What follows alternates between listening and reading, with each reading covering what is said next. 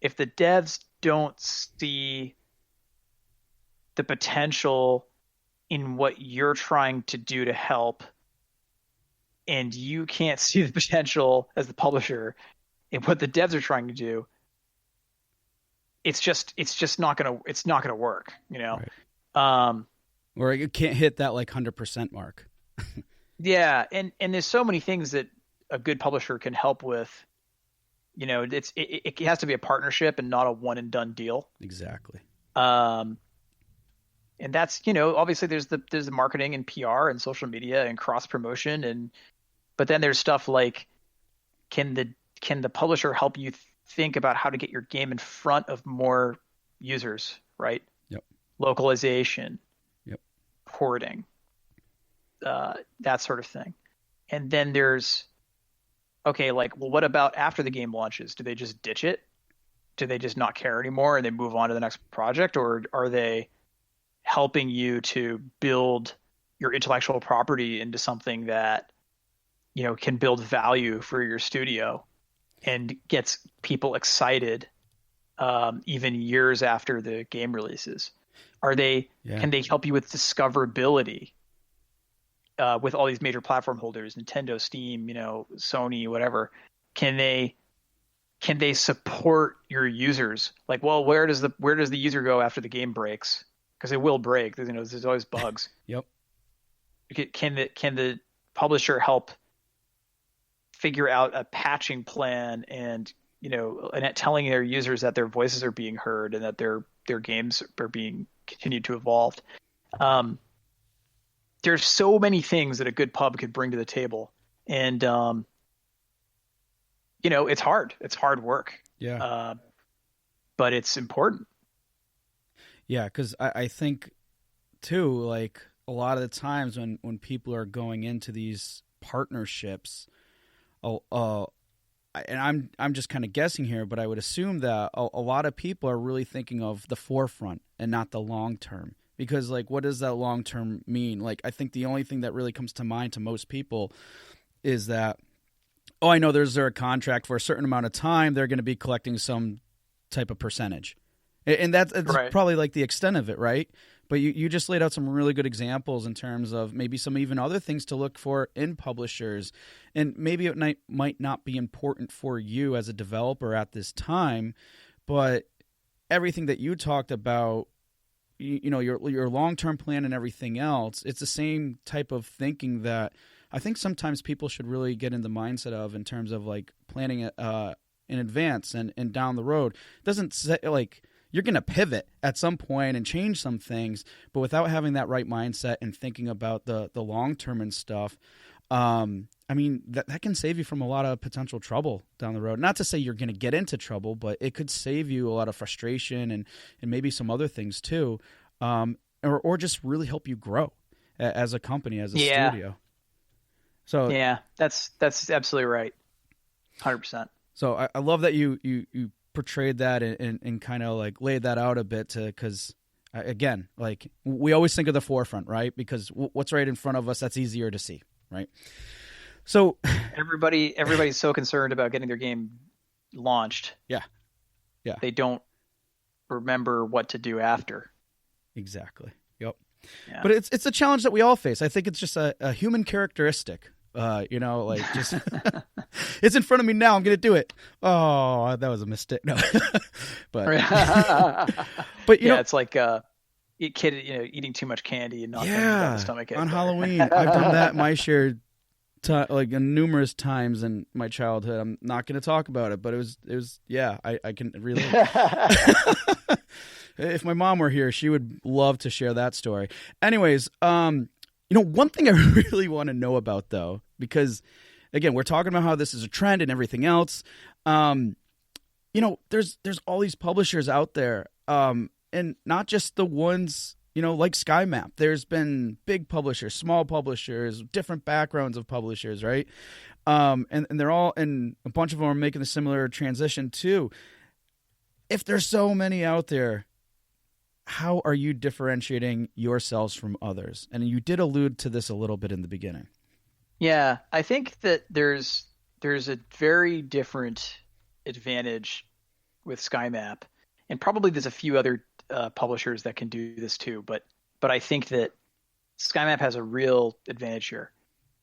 We've shipped, worked on, and or shipped 35 games, probably even more now that since the last time I actually sort of checked the list. That is a level of experience that when you are trying to think about how you're going to get your game done and out to market and in more places and all the things that we were just talking about before, the advantage that we can offer is we can put people on your game. Now, what I mean by that is I have no interest, and I don't think anybody at SkyMap has any interest in ever changing what the devs are trying to do. The devs know what they want. But what they need is just some help getting the game completed and successfully, and the long tail and the whole thing. Yep. But what if your 2-person team had 5 more people, and you had the ability to bring on more artists that can match your style, more programmers that can help you build out your features to be even better and fix bugs for you, and you get the idea. Yep. So the cool thing is, like, yeah, if there's a project that it makes sense to just, like, they just need some money and they need a partner that can help them with all these other things that the publishers do, that's great. But every game that we've worked on that we've helped publish so far, we've also put devs on. And sometimes it's as simple, like Pixel Puzzle Makeout League is one of my favorite examples. They just needed puzzles. They needed tons of puzzles because they wanted to compete on, the number of puzzles that they had in the game. No problem. So we put 2 puzzle designers on the project, and they absolutely just ripped through. Like, I think that game's over 300 puzzles now. It was at like maybe 100 or something when we first came on the project. Rolled Out needed like a real serious refactor of their code. We put 2 Unreal programmers on that project, and we helped them rebuild a lot of the gameplay inside and out. We didn't, obviously, like, under the supervision of their designer, because we have no interest in changing the design of the game, because then it ruins what the point of it is. It ruins the magic. But like, they just needed some people to help them realize it. And so we can bring that kind of value too. And that's the kind of thing that, like, when you've worked on that many projects, you pick up on stuff that the devs didn't see sometimes. Like, hey, this could probably be done better or more performant. Or, hey, if we do it this way, maybe later, a year from now, we can launch the game on iOS, or blah, blah, blah, blah, blah. Yeah. So I think that's a pretty big advantage. Yeah, I do too, because what I heard in all of that was the advantage of being able to provide not just more value, and in ways it's like you said someone came to just refresh my memory on the game from 100 to 300 puzzles. Like, yeah, that's huge. Like, and then the time aspect, like, if they were, let's say they decided to do it themselves, right?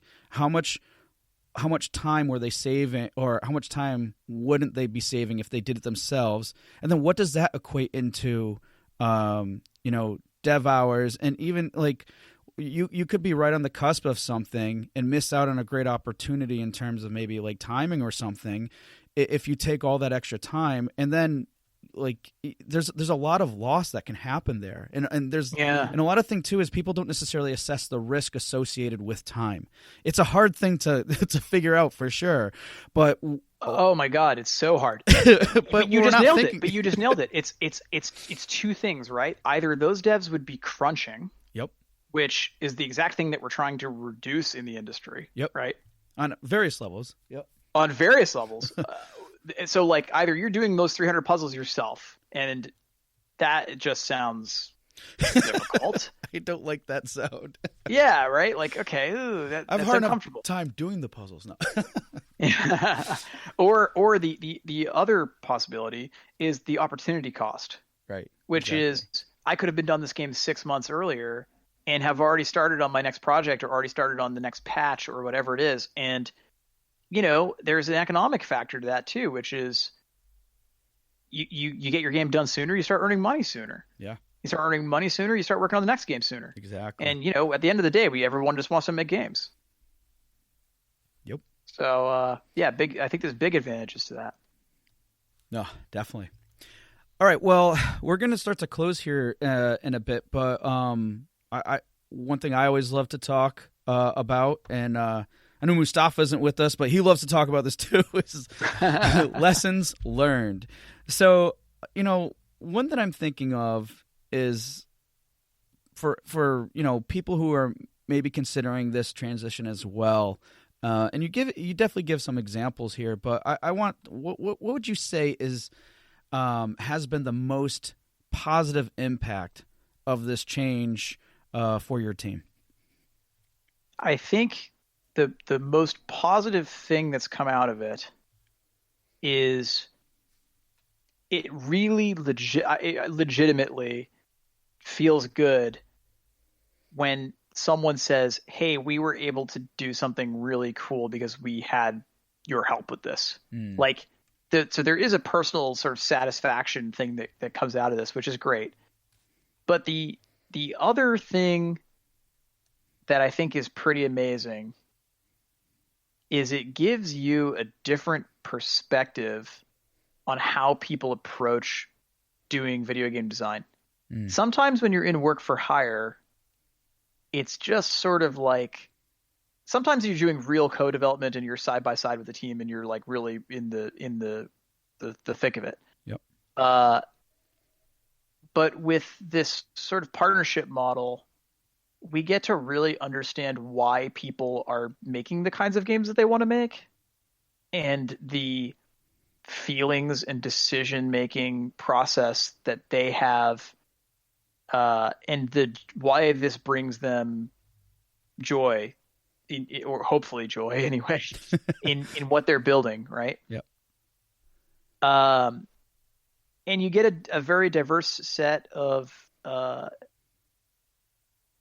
understanding about how people approach the game design, how their methodologies are different, and how they approach problem solving. And I think that is something we learn a lot from the people that we work with.